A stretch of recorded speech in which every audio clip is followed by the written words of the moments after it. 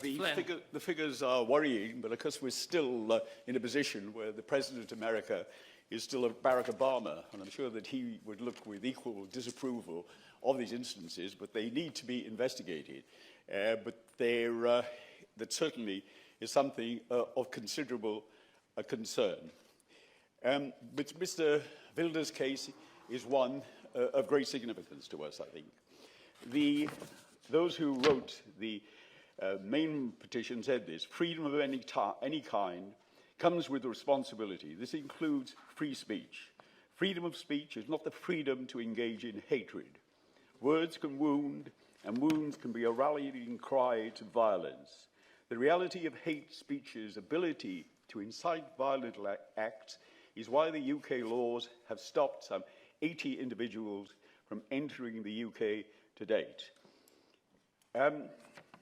They quote the petitioners certain violent acts that have taken place in America that they put down to Mr.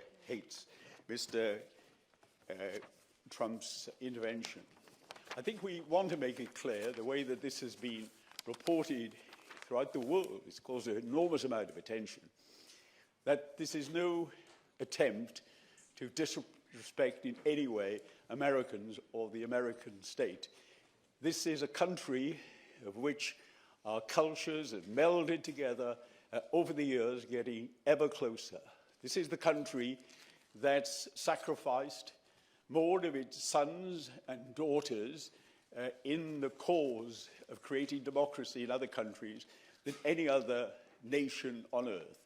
This is the land of Barack Obama, of Martin Luther King, and Abraham Lincoln. The great, yes, indeed. I'm grateful to my honourable friend for giving way. Would you not agree with me that the fact that it is Martin Luther King Day today makes this even more bizarre, that this hate figure is preaching these ridiculous things that we should reject? Yes, I think it's a very significant day, and this Martin Luther King, of course, was a great man who left a great legacy behind him. But I think we should look to see what we're doing in this case and what we were doing by pursuing a cause which would expel the...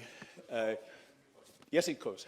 I'm very grateful to the honourable gentleman, and I appreciate the balanced way in which he is presenting his argument. The election of his own party leader has shown that remarkable things happen in politics. So we have to be alive to the possibility that this ridiculous individual, that is Mr. Trump, may be elected as President of the United States. In that event, would such a ban be overturned, since if it was not, it would be one almighty snub to the American citizens to which he has been referring? I'm sure that's absolutely right. And the great difficulty that we're in is in showing disrespect for Mr. Trump. It might well be interpreted by his supporters and others in America as showing disrespect to the American nation.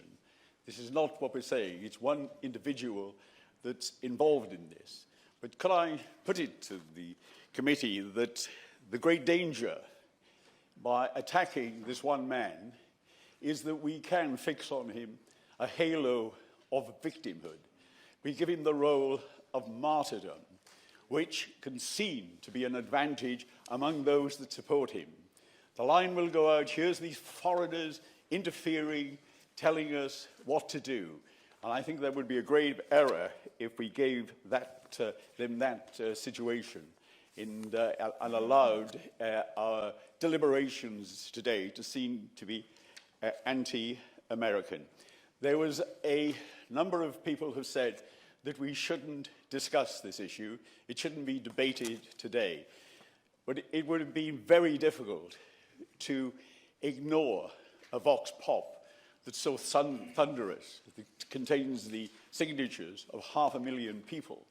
And the whole purpose of the Petitions Committee is to say that it's not just MPs, parties, governments, opposition that decide what the agenda is here in Parliament. It's the public can decide, and this is the public speaking with a very loud voice indeed. I think our best plan is not to give him that accolade of martyrdom in that way. I think we may already be in error by giving him far too much attention in the way that this petition is singled on him, but he has done some remarkable things which have caused a great deal of upset. Yes. I too am pleased with the balanced way that honourable member is giving this debate. Does he not feel that, particularly today, it seems that anyone who offends anyone, and we all do it almost on a daily basis, sometimes unknowingly, and I do all the time apparently, debate is immediately shut down. This is the danger to democracy, and I've seen, I believe, in this country, debate about a whole range of things is shut down because you're labelled as a xenophobe, right-wing or left-wing, whichever it may be. Let's hear the debate, and if it's unreasonable, ignore it. I think that's right. The instances that have been drawn to our attention by the petitioners is that Mr. Trump mocked in a cruel way a man for his disability, that he did say to the people of Mexico that he bundled them up as people who were rapists and drug abusers. He made some degrading remarks about women, and the latest one is to suggest that the Muslims not be allowed into his country, which is an extraordinary thing to do, an extremely dangerous thing to say. And I believe that what we're faced with is the most dangerous position between the nations in my lifetime. And I can clearly remember the start of the Second World War. But I believe what the situation we have in the world today, with the Al-Qaeda and Daesh and the other similar groups spread throughout a score of countries, is to divide the world between Christians and Muslims.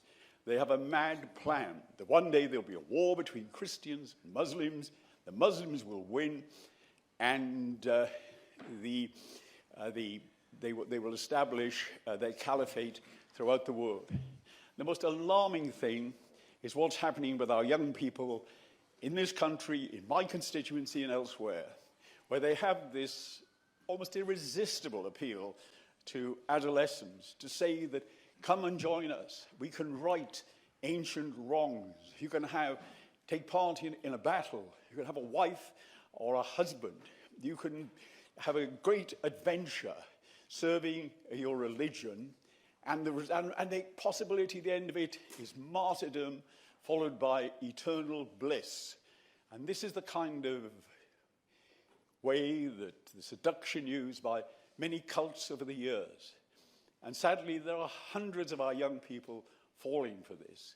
And if we react in the way we do to the terrorist attacks by joining in wars and battles, the world's in a very dangerous place. And while we have no right to inform Americans on who they should elect as leader, we do look forward with some trepidation to a future when difficult decisions have to be taken.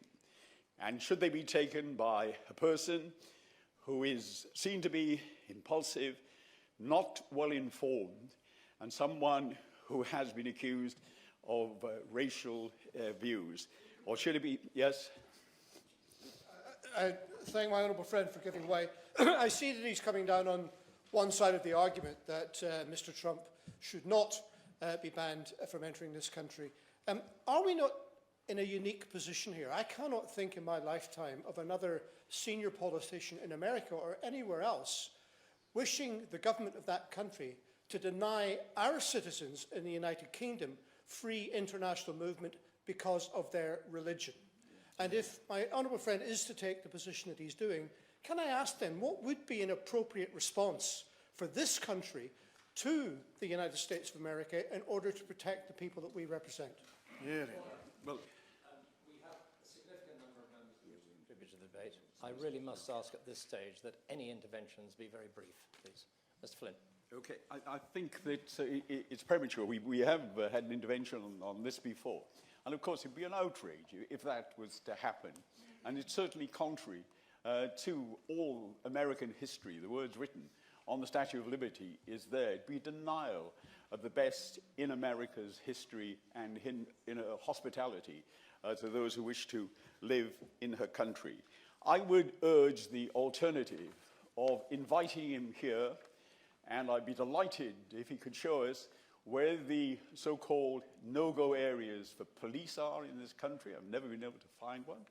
It'd be a pleasure to take him down to Brixton and show him the rich mixture of races and creeds that are living happily together there. And perhaps it'd be interesting to have a chat about why in America there are more people killed by shotguns every day than are killed every year in this country.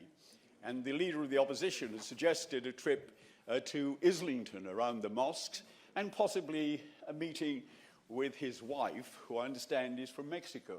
And I'm sure that'll be a very interesting conversation they'd have there.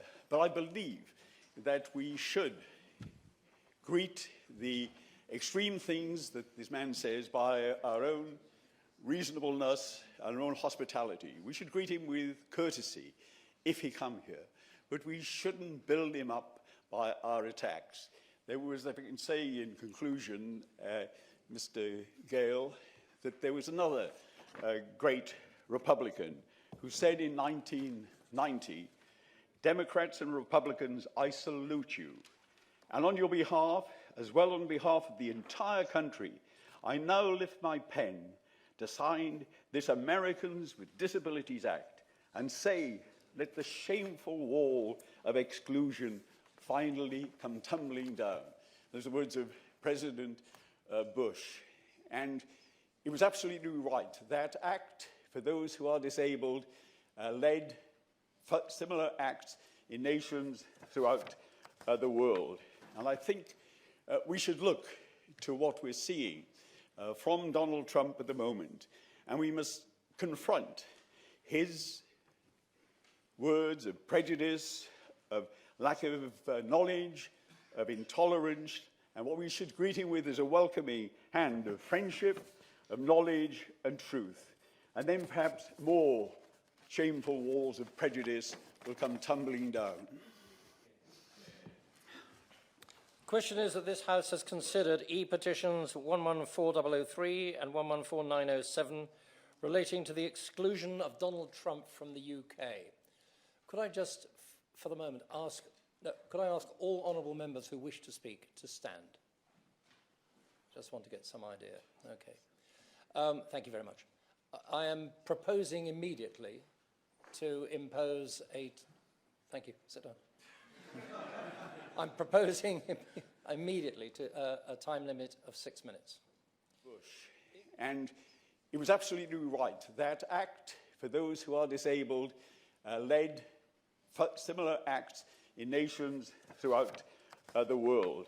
And I think we should look to what we're seeing from Donald Trump at the moment, and we must confront his words of prejudice, of lack of knowledge, of intolerance, and what we should greet him with is a welcoming hand of friendship, of knowledge and truth. And then perhaps more shameful walls of prejudice will come tumbling down. The question is that this House has considered e-petitions 114003 and 114907 relating to the exclusion of Donald Trump from the UK. Could I just, for the moment, ask all honourable members who wish to speak to stand?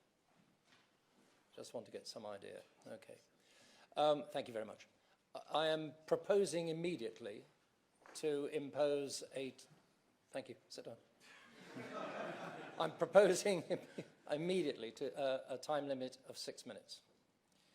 If honourable members are willing to adhere to that, then it may be that we can get most, if not all, members who wish to speak into the debate.